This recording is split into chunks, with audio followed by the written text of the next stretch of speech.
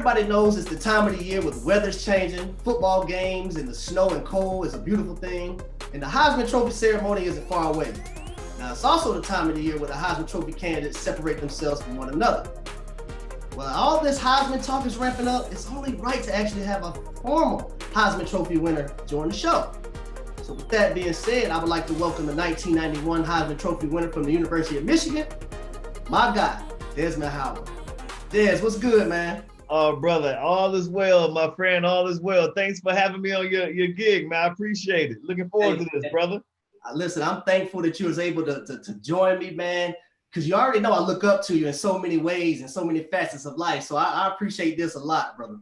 No, the pleasure's mine, brother. The pleasure's mine. Now, Des, I want to take you back to 1988 when you arrived at the University of Michigan. Yeah. As a running back, though, not a wide receiver. Yeah. Actually converted to a wide receiver. So I want you to speak a little bit about that transition and how you felt about it when it first happened. Yeah, man, I tell you what, well, this is what happened. So when I got to camp for the freshman camp, we had 3 days by ourselves. So we had 3 days of camp before the veterans came to camp. So I think it was just an attempt to let us get acclimated to the new routine and everything just by ourselves. So we had 3 days of freshman camp by ourselves. And the first day, I actually played defensive back because in high school, I played free safety and I led the state of Ohio in interceptions my senior year. So I played DB my first day. Second day, I played running back, which was like my main position. And then the third day, somehow I ended up playing wide out, right? And so after the third day, Cam Cameron was the wide receivers coach. Bo Schembechler was the head coach, and Gary Moeller was the offensive coordinator. And they called me in the meeting room, and they said, "Hey, we got these 3 upperclassmen who are about to graduate: Chris Calloway, Greg McMurtry, and John Colasar." He said, "We think you can help us faster and more effectively at wideout." And so, the whole mantra with Michigan is always the team, the team, the team. And it's not like I was like, "Man, you guys recruited me as this, and now you want me to switch? Nah, y'all, get me up here. Now you talking about playing wide out? Hell no, it wasn't any of that. It was like, okay, coach, I'll be in the receivers meeting room tomorrow, and we'll go from there. Now, the toughest part for me was that Michigan's receivers were like glorified athletic blockers. Trying to hear none of that. Hey, brother, I'm telling you, it was like, because we ran the ball. I mean, Michigan's offense is like 3 yards in a cloud of dust, and that's what it was about. And every now and then they might have thrown a pass, And so I'm like, man, I'm out here on the perimeter, and I'm trying to block guys. And it's not like I wasn't giving an effort. It's just that I wasn't that good at it. Because even as a running back, when I had to block in high school, the guy pretty much was right in front of me. And he didn't have like a lot of real estate to deal with because he's coming towards me. You know what I mean? He's going to come try to kick through me to get to the quarterback. Or if I'm blocking for another running back, that running back is behind me somewhere. So he's trying to come through me to get to the running back. But when you out there at wide out, man, that guy, he's just as athletic as you. He's just as shifty. He probably just can't catch. That's why he's playing DB. And, man, so I caught hell, man, trying to learn how to block out there on the perimeter. And it was a struggle. It was really a struggle. And then the second thing was, as a running back, everything is pretty much always in front of you. You know what I mean? You get the ball right here and everything is in front of you. As a wideout, as you have to turn your back to the defense to catch the ball. Yep. And then, you turn around, it may be a surprise. It's just, so those type of things, it took a minute to get used to, but the biggest thing was blocking. And Cam and I, we used to butt heads all the time. And, it's pretty much like you're not going to see the field until you learn how to block better. And I just ended up meeting this guy who's my mentor named Greg Harden, and he helped me really change my approach, just my mental approach to everything, especially that which I wouldn't say I didn't like, but I just wasn't that good at, which was blocking. And once he helped me change my approach, then everything clicked. And I was like, I'm trying to take DBs like in practice to the water cooler. You know what I'm saying? You damn right. We try to take them to the cooler. We taking them to the sidelines. Exactly, right. You understand. So, so that was that. So that transition from running back to wide out, that's how that took place. And it speaks, man, to your versatility. A lot of these young cats, when they come out nowadays, man, they're not open-minded to doing things. But it shows your versatility, how open-minded you were, and you were coachable. Right, 3 things that work well when it comes to life and the game of football. Exactly. Now we'll move on to 1991. Now, that season was crazy. When I did my research on that season alone, first game of the year, y'all played Boston College. Yeah. Second game of the year, y'all played the 7th ranked team in the nation, Notre Dame, who had Jerome Bettis on that team. Yeah. Russ was on that team. Exactly. Then y'all played after the number 7 team in the nation. Y'all played the number 1 team in the nation, Florida State. Yeah. Who had Casey Weldon on the team, who was also a Heisman finalist. Absolutely. And then thirdly, y'all played the Iowa Hawkeyes. Yeah. That was ranked 9th in the nation. Yeah. So y'all had 3 games in a row where y'all were playing top 10 teams. Exactly. Like that. But I want to know from you, at what point did you know you was going to be a Heisman Trophy candidate? I'm going to tell you. Season. Yeah, I'm going to tell you. So this is how it all started off. So that season, that summer, there was a Sports Illustrated with this guy named David Klingler on the cover of Sports Illustrated. And he was holding a bundle of dynamite. And I forget what was written exactly, but it was something to the point that this is about to be Houston's next Heisman Trophy winner, because Andre Ware had just won a Heisman a couple of years before that for the Houston Cougars as a quarterback. So now it's like, okay, now it's this kid Davis' turn to win the Heisman. And it was him on the cover with a bundle of dynamite. So listen, you mentioned the first game, which was against Boston College. So we're up there in their place. It's a away game for us. We're playing Boston College. They just got this new head coach named Tom Coughlin. He just came over from the NFL with the Giants and all this. There was a bunch of hoopla about that and what he was going to do to the program. So we opened up against Tom Coughlin and Boston College at their place. And at first, early on, it was a struggle. It was like a lot of back and forth.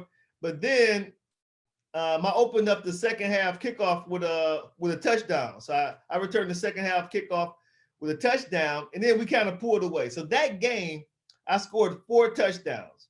I caught 3 touchdowns and returned the kickoff for 1. So I scored 4 touchdowns. And in the national media, there's probably more like, yeah, we know that kid Howard up in Ann Arbor. He's a pretty good player. That's probably the extent of it, right? Then, like you mentioned, now the next week, we're playing Notre Dame in Ann Arbor. And Lou Holtz was the coach, highly ranked team, kind of like the ABC afternoon game. So it wasn't prime time, but it was a big game. It was huge. So anyway, long story short, I scored 2 touchdowns against Notre Dame. I had a reverse for a touchdown, and I also had a 4th and 1 catch, diving catch in the end zone for a touchdown. So I scored 2 touchdowns against Notre Dame. Would you know that next Wednesday, I was smack on the cover of Sports Illustrated, and I was like, this, Michigan's Desmond Howard, deserving candidate. Deserving. You deserve it. Listen, Yeah, you make them plays, you're gonna be on the cover. But the crazy thing is, like I scored 4 touchdowns the previous week against Boston College. They were like, yeah, that kid Howard up there, that Arbor, he's pretty good. I scored 2 touchdowns against Notre Dame. There's like cover Sports Illustrated. Now he's a Heisman candidate. Boom, boom, boom. I always tell people it shows you like the power of certain brands. And Notre Dame is a very powerful brand, much more powerful than Boston College. So it was funny to me. So anyway, so that's how I started to become recognized as a legitimate Heisman candidate. And then, like you said, then we had Murderers Row. The next week we played Florida State. After that, we played Iowa. Boom, boom, boom. So yeah, some high-profile games that I had. All right, throughout that entire year, what would you say was the defining moment that solidified your Heisman Trophy win? Wow, I would say probably. You see, we had some real good games, and that Florida State game, I think people really respected us respected me because they were like number one, and not only did they have Casey Weldon, who was a Heisman candidate, but they had Terrell Buckley. That's right. Who was a DB. Yeah. And they had Clifton Abraham as well. Exactly. Yep. Yeah. So, to play, to play well or to play, great in those games, I think were like a turning point nationally. But then I think the Ohio State game at the end of the year, it's just a huge game. That's another, kind of like prime time afternoon game. It was, I'm trying to think. We were winning the game, but I just wasn't having like a great game because they played their safeties so far back. You would thought they were lined up to catch punts. You know what I'm saying? Oh, yeah. So they were like determined not to let me score a touchdown that game. Like I tell people all the time, I say, I think that if we'd have won that game by 50 points and I had not scored a touchdown, I think they would have had a really joyous bus ride back to Columbus from Ann Arbor. You know what I mean? It was just seemed like that was what they wanted to do. Just let's derail Howard's Heisman campaign. So anyway, so I'm frustrated because I can't get off. I can't get like a big pass and get a big play. And that punt return against Ohio State was just like it it came from a place of frustration because I was never supposed to catch that ball. I mean, as a punt returner, you got to put your heels on the 10-yard line and you're never supposed to retreat. Listen, I had to learn the hard way, Des. Listen, I learned the hard way catching punt inside the 10. Yeah, exactly. Yeah. I know the rule. I know right. So then you understand that once I decided I'm gonna take a couple steps back and I'm gonna catch this punt, then I'm vested in making something happen. Now, at least I gotta get to the 22-yard line. At the least, I gotta get to the 22 because Coach Moeller would have been real angry with me and I got tackled inside the 20-yard line because that would have been just a bonehead play. So I made the first wave miss, and now I'm looking at these other guys come. I'm looking at the position of my guys on their guys, and so I kind of like act like I'm gonna go to the middle of the field because I believe that most coverage teams believe that a returner is going to try to, especially a fast guy, going to try to get out in space. You know what I mean? Get out in space where he has the most real estate. So I act like I was going to go to the middle, and then I cut to my left, and then I made some other dudes miss. Now I'm looking at the punter, and this is like Ohio State sideline on my left. And at this point, brother, I'm thinking, okay, what am I going to do when I get in this end zone? Because ain't no way hell this dude about to catch me. You can talk about a punter, you take our shit off and go home. Absolutely. You gotta go home. Absolutely. I might as well run my ass right up that tunnel. Yeah, man. So I'm thinking, because I had practiced a backflip, right? I was dating this gymnast, right? I told her I want her to teach me how to do a backflip. So that summer, she taught me how to do a backflip. So now here I am in the open field. No one's about to catch me. This is like the golden opportunity to stop like maybe at the 1-yard line, the goal line, and then do a backflip into the end zone. But this whole time, brother, I'm sitting there, I'm talking myself out. I'm like, yeah, go ahead, do this backflip. Like, nah, don't do it. If you do it and you mess up, you're on SportsCenter for the wrong thing. You know what I mean? So I'm like back and forth, do it. And so then I kind of got inside the 10-yard line and I chickened out. And I'm like, I ain't gonna do it. But then I crossed like right around the 2-yard line. I said, you know what? I gotta do something. I mean, I'm born and raised in Cleveland, Ohio. This is the biggest rivalry in college football. Boom, boom, boom. I got to do something. So then by the time I crossed the goal line, I took a couple more steps in, and I just did that, that pose spontaneously. And then, I think that whole play sealed the deal. So I want to talk about that pose. Do you realize that you are a trendsetter? Listen, because when you look at all the guys who coming through now, even the guys that came after you, everybody want to do that Desmond Howard pose, man. Yeah. And for a young cat like me who grew up watching you, yes, sir. I'm trying to do the Desmond Howard. That's what I want. Yes, sir. Yeah. Man, listen, that moment right there, that 93-yard touchdown was a beautiful thing in Michigan history, in your history, college football history. But you said something key to start it out, though. If you're a punt returner, you can't make the first man miss. Come on by this sideline, sit on over here by us. Absolutely. The first man, most of the time, gonna always be free.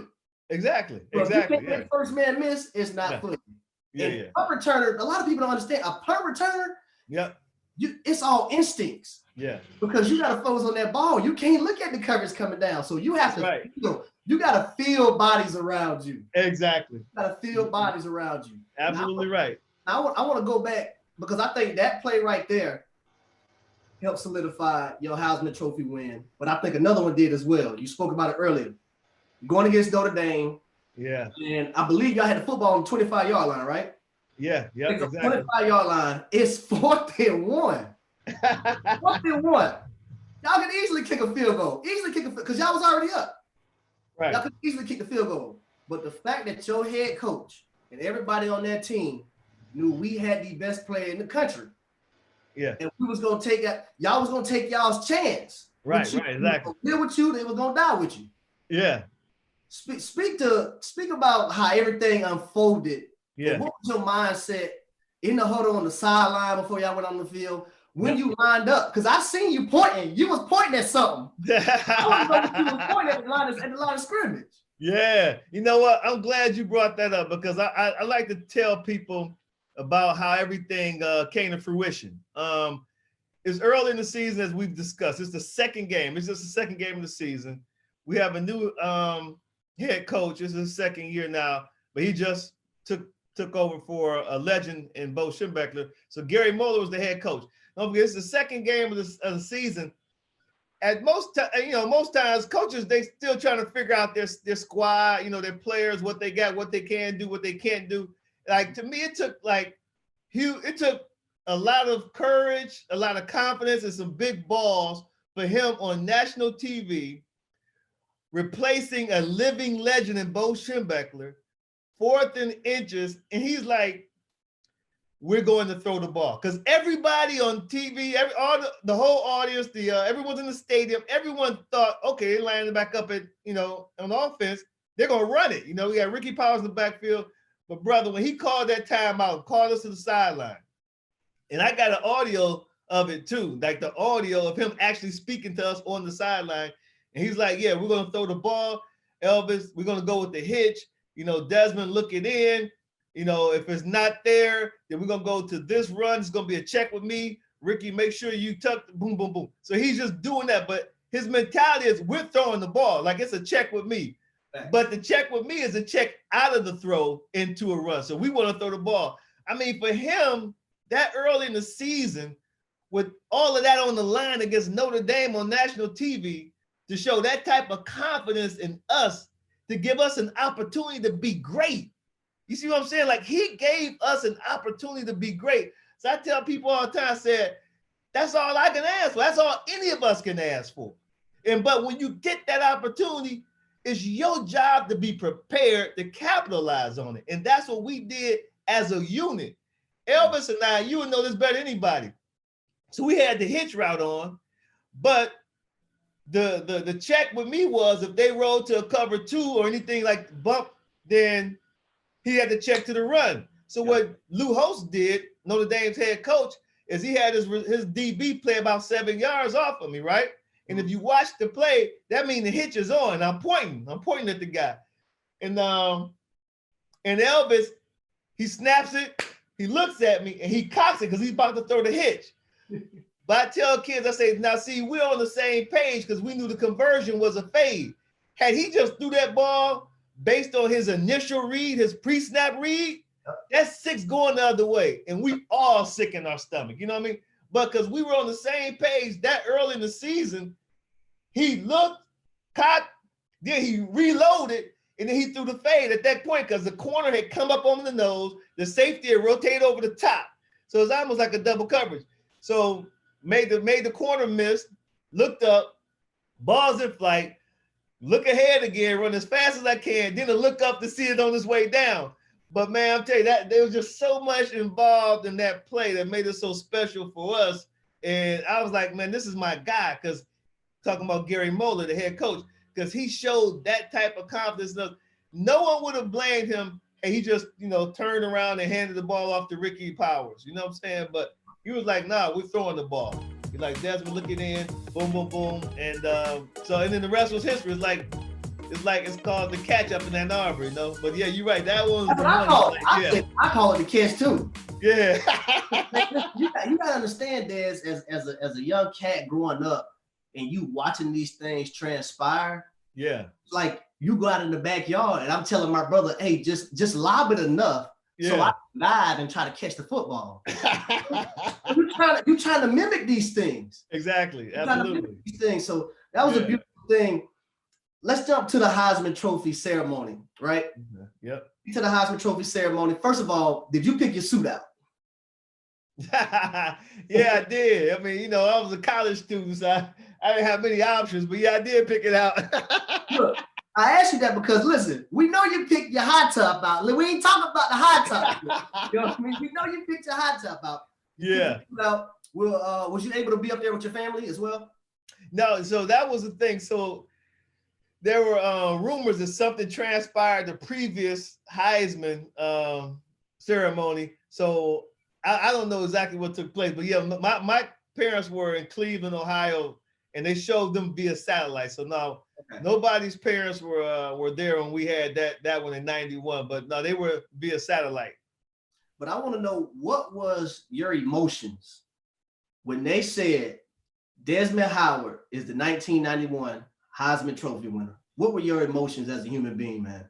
Brother, I'm gonna tell you, that's a good question, because people don't realize, and just everyone thinks about, okay, you have this season, you know, people expected you to win it, or they anticipated you would win it. But the previous year, Ty Detmer, the quarterback at BYU, he won it in 1990.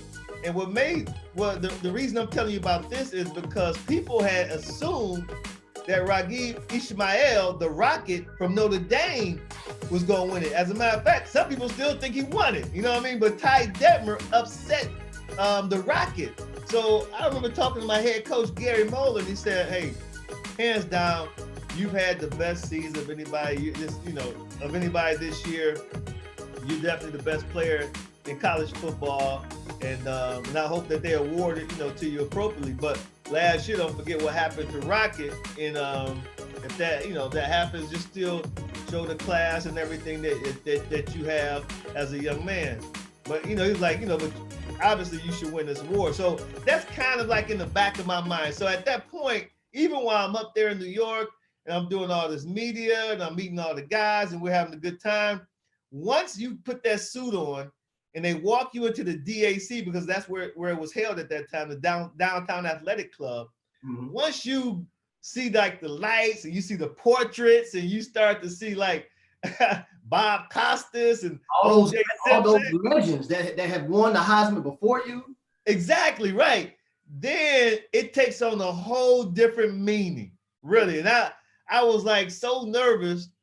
The only thing that broke my nervousness at that time was the same day that the Fab Five was introduced to the college basketball world, because that same day the Fab Five played Duke in basketball in Ann Arbor at Chrysler Arena, and it was a hell of a game. And I remember sneaking off to watch some of that game until the SID, Bruce Mighty, he came in and got me and had to have me come sit in the room with the rest of the finalists. But that was the only thing that kind of like broke my nerves and broke the tension. But then, brother, I'm telling you, when I'm sitting in that seat and you just, hear him about to make that announcement, I mean, the tension is so thick in that room, because you just don't know. I just feel like I didn't know until he actually said my name. And once he said my name, it was such a sigh of relief. And it was like, man, this hard work, because there was a whole bunch of hard work that went to that off season, not being the Heisman as the goal, because that was never my goal, but just the hard work that we put in during the off season, just to have a great season, just to do what we can do. And so like all that hard work, the sacrifice, the determination, the dedication. And then they flashed my parents, and I saw my dad, and there was no one closer to me than my dad. I mean, that's my guy. It was like, man, damn, JD, we did it. JD, we did it. Yeah, man. Yeah, brother. Now, I wanna jump to the young kids that you see now playing in the college football game. You do a lot of work with ESPN, so I know you watch a lot of football. And when we talk about the Heisman Trophy here in 2020, You have Kyle Trask from the University of Florida. You have Mac Jones. Yes, those are the two guys right now that are at the top of the total poll. Right. But I want to know who are some other guys that you feel that need to be up there with those guys being notarized for their play this season. I'm glad you asked me that question because I haven't had a chance to really talk about that, like especially on our show yet. And my thing is, for the Heisman, you want something that's different, something that's rare, something that's unique. My first gripe with the Heisman is that there are way too many voters. And because you have so many voters, people are just looking at statistics and highlights. Exactly. But they're not watching the games, you know? And so to me, that just, it dilutes the process, in my opinion. So first of all, we got too many voters. Second of all, which means they look at highlights and stats and say, oh, okay, yeah. The reason that these quarterbacks are, you know, at the top of the total poll is because of their stats, because of the highlights you see. But there's a kid who's at Florida. His name is Kyle too, but his last name is Pitts. And I tell everybody, I said, listen, the Heisman is so special that you should look for a player that has either qualities, attributes, or a skill set that you just haven't seen before. I said, when you look at Kyle Trask, there are other quarterbacks who you're going to relate him to. You're going to say, yeah, well, he reminds me of this guy. When you see Mac Jones, whether it's Joe Burrow or someone else, you're going to say, yeah, he reminds me of this guy. He reminds me of that guy, the way he does this. Mm-hmm. When you look at Kyle Pitts, he does not remind you of anybody you've ever seen at the tight end position because you ain't never seen one like him before. Not like that. It's so rare. It's so unique. So like that guy, I tell everybody, if I had to vote today, as a voter, you get 3 slots.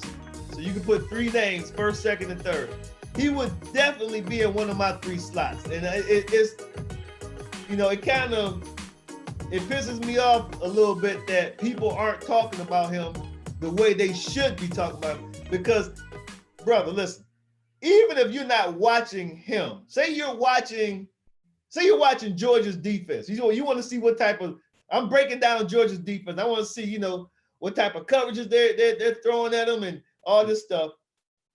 He jumps out at you when you're not even paying attention to him. Like, you're not watching Florida offense per se. You're trying to learn about Georgia's defense. But this kid, 84, he just keeps like flashing off the screen to you. He's that type of unique talent.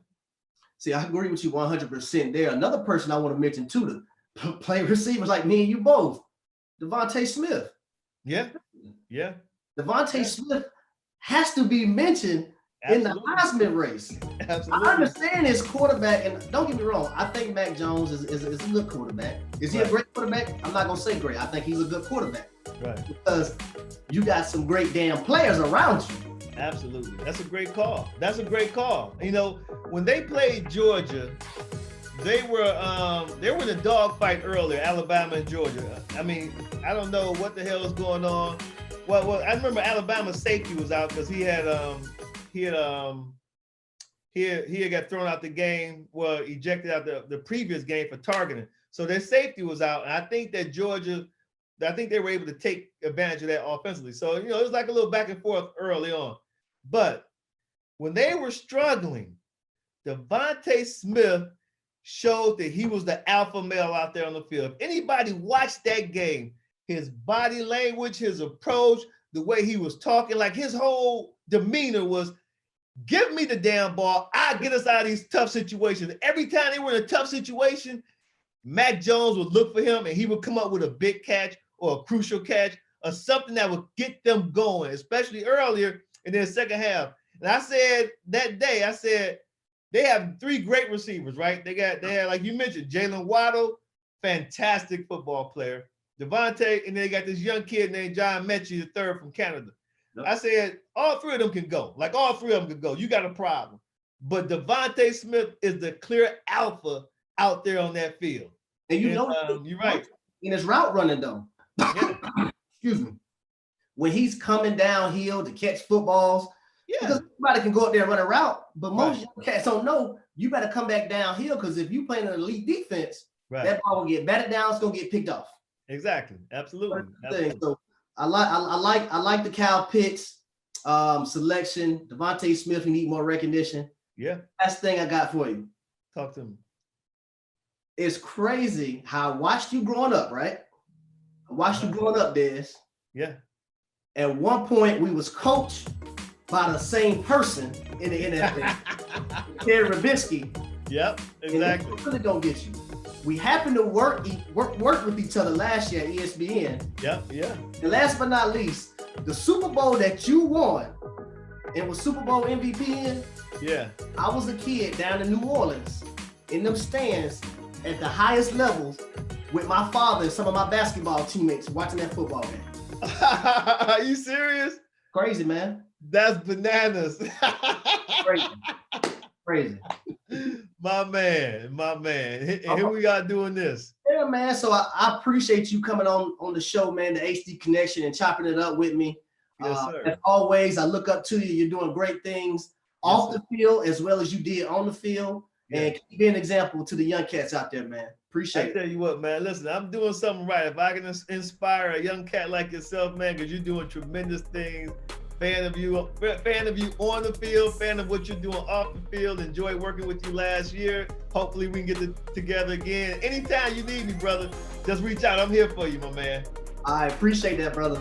Yes, sir, for sure.